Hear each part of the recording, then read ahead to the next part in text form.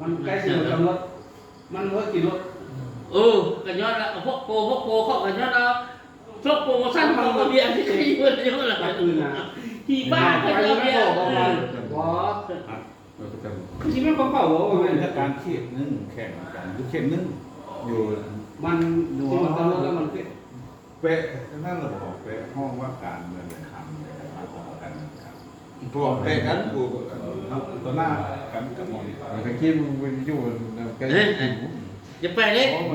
อันนั้นเลยพวกเก่ามันมาอยู่เลย กูเลยอีคนอีนะวะ2003พวกเก่ามาอยู่นั่นเลยจะไปเลยว่ามันซื้อรถได้ลอยเฮ้อปุกมาทั้งลำใหญ่เลย คุณย้ายมาเลย เจ้าจะซอกหาเรื่องไหนเจ้าน่ะ มันหักกับซื้อเมื่อวานนี่ซื้อ